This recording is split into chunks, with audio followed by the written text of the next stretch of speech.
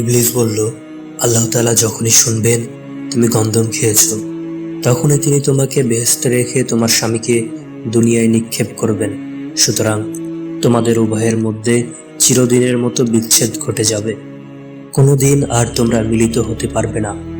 স্বামী স্ত্রীর মধ্যে বিচ্ছেদ ঘটিবার কথা শুনে বিবি হাওয়ার অন্তর কেঁপে উঠল। তিনি আর এক মুহূর্ত দেরি না করে তখনই গন্ধম ফলটি নিয়ে স্বামীর নিকট গেলেন।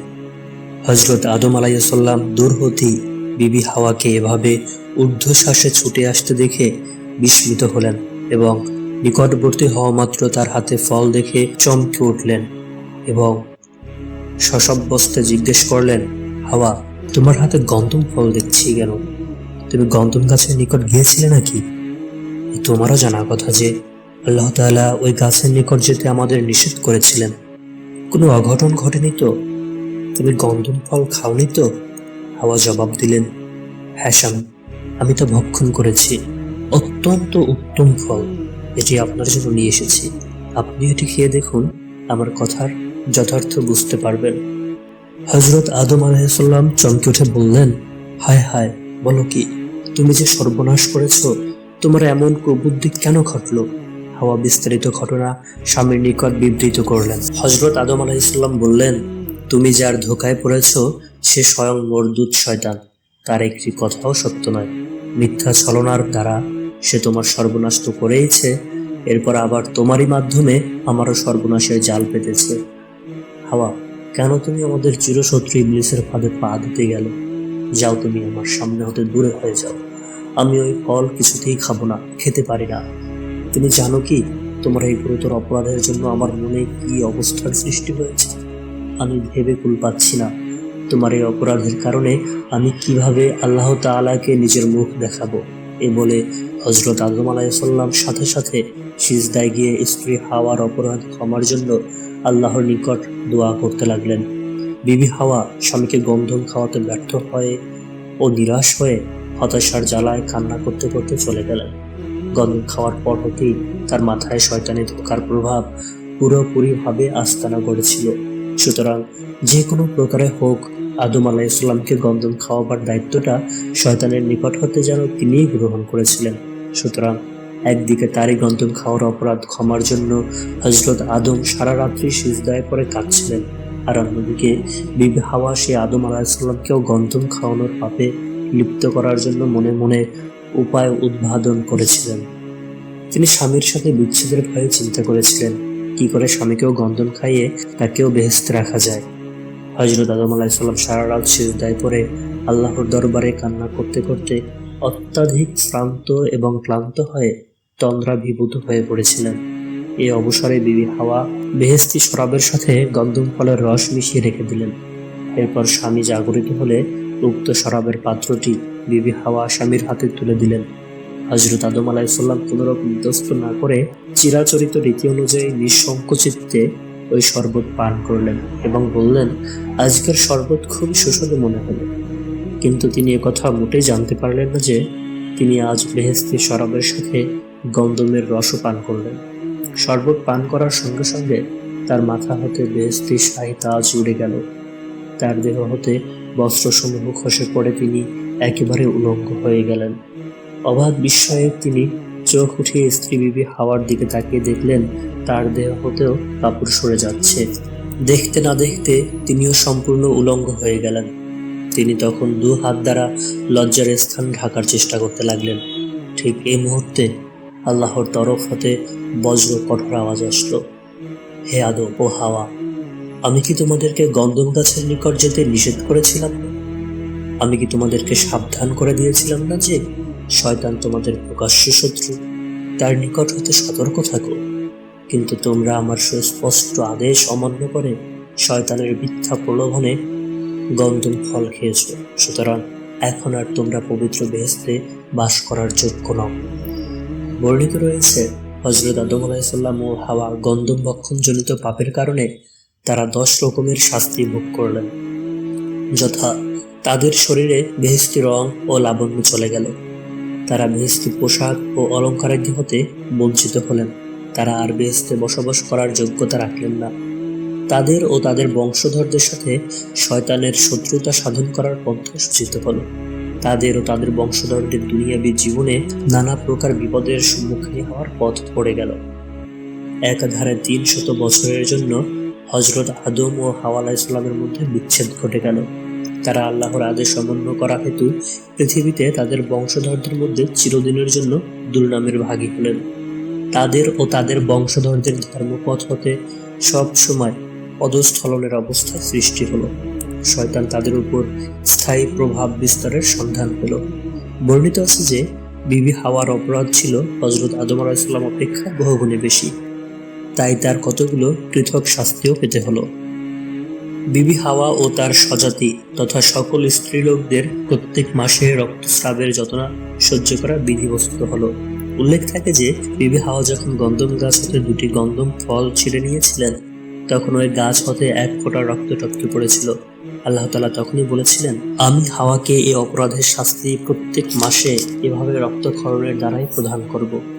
আর এর কারণে সে ও তার বংশধরদের সকল রমণীগণ প্রত্যেক মাসে আমার ইবাদত বন্দেগী হতে বঞ্চিত থাকবে। সেদিন হতে তার সন্তান ধারণজনিত কষ্ট বরণ করে নিলেন। তাদের জন্য সন্তান প্রসবকালীন কষ্ট লিপিবদ্ধ হলো। চিরদিন পুরুষের অধীনে আবদ্ধ থাকার ব্যবস্থা বিধিবদ্ধ হলো। স্বামীর প্রতি তাদের তালাক প্রদানের ক্ষমতা থাকল না। স্বামী দ্বারা তালাক পাওয়া ও তালাকের পর ইদ্দাত পালনের দায়ে আবদ্ধ হলো। পুরুষদের অপেক্ষা জ্ঞান বুদ্ধি কম করে দেওয়া হলো। পুরুষদের তুলনায় শক্তি সাহসও কমিয়ে দেয়া হলো। পুরুষদের তুলনায় মান মর্যাদা কমিয়ে দেয়া হলো। তাদের প্রতি নবুয়তি লাভের দরজা বন্ধ হয়ে গেল। সাক্ষ্যদানের ব্যাপারে পুরুষের অর্ধেক ক্ষমতার অধিকারী করা হলো। জুমা এবং ঈদের নামাজের সওয়াব লাভ হতে বঞ্চিত করা হলো। জিহাদের মর্যাদা লাভ হতে নিরাশ করা হলো। মৃত পিতামাতার সম্পত্তির অংশ তাদের জন্য পুরুষদের অংশের অর্ধেক ধার্য করা হলো। ধর্মীয় ও সামাজিক গুরুত্বপূর্ণ খেদমতের সওয়াব হতে রমণীগণকে বঞ্চিত করা হলো। বর্ণিত রয়েছে যে গন্ধম খাওয়ার ফলে বেহেশতের মধ্যে হযরত আদম আলাইহিস সালাম ও হাওয়া উভয়ে যখন কাপড় হারিয়ে উলঙ্গ হয়ে গেলেন, তখন দুজনেই তাদের লজ্জা জায়গা আবৃত করার জন্য আর কোনো বস্তু খুঁজে না পেয়ে গাছের পাতা দ্বারা অঙ্গ ঢাকার মনস্থ করলেন এবং একে একে বিভিন্ন গাছের নিকট গিয়ে পাতা দোয়া করলেন, কিন্তু কোনো গাছই তাদেরকে পাতা প্রদান করতে রাজি হলো না। অবশেষে তারা আঞ্জির ও উদ অর্থাৎ চন্দন গাছের নিকট অনুনয় সহকারে পাতা দোয়া করায় তারা তাদের এই চরম সংকটে পাতা প্রদান করে সাহায্য করল। তারা তাদের শাখা হতে পাতা ছিঁড়ে নিয়ে অঞ্জলি পাতা দ্বারা গুপ্তাঙ্গ এবং চন্দনের পাতা দ্বারা অন্যান্য সর্বাঙ্গ আবৃত করলেন। চরম সংকটাপন্ন হযরত আদম আলাইহিস সালাম ও বিবি হাওয়ার এহেন দুরবস্থাকালে এই গাছ দুটি তাদের প্রতি সহানুভূতি প্রদর্শনের ফলে আল্লাহ রাব্বুল আলামিন গাছ দুটোর প্রতি অত্যন্ত খুশি হলেন, যার ফলে অঞ্জির ফল পৃথিবীতে চিরদিনের জন্য অত্যন্ত প্রিয় ফল পরিণত হল। আল্লাহ তাআলা তাকে অত্যন্ত সুস্বাদু করে দিলেন। আর উদ বা চন্দন গাছের বাকলে এত সুঘ্রাণ দান করা হলো যে দুনিয়ার মানুষেরা তা আগুনে জ্বালিয়ে তার সুঘ্রাণ উপভোগ শুরু করলো। হযরত আদম আলাইহিস সালাম ও হাওয়ার গুনাহের কাজের কথা বেহেশতের রক্ষক, দাড়ি প্রহরী ও অন্যান্য ফেরেশতাদের মধ্যে ব্যাপক সমালোচিত হতে লাগলো। হযরত আদম আলাইহিস সালাম ও হাওয়ার চরম দুরবস্থার সাথে আকুল ও দিশাহারাভাবে এদিক ওদিক ঘুরে বেড়াতে লাগলেন। এমন সময় তাদের প্রতি আল্লাহর তরফ হতে আওয়াজ আসলো, হে আদম ও হাওয়া, আমি তোমাদেরকে পূর্বেই বলেছিলাম তোমরা গন্ধম গাছটি হতে সতর্ক ও বিরত থাকো এবং শয়তান তোমাদের প্রকাশ্য দুশমন, তার প্রতারণা হতেও সাবধান থাকো। কিন্তু তোমরা আমার সে সাবধান বাণীর মর্যাদা রক্ষা করতে পারলে না। অতএব তোমাদেরকে তার শাস্তি স্বরূপ এই মুহূর্তে পৃথিবীতে পাঠানো হবে। আল্লাহ তাআলা এই ভয়ঙ্কর নির্দেশ শুনে হযরত আদম আলাইহিস সালাম ও বিবি হাওয়া কেঁদে আকুল হলেন এবং আল্লাহর দরবারে আরজ করলেন, হে আমাদের প্রতিপালক, আমরা নিজেরাই নিজেদের উপর অত্যাচার করেছি।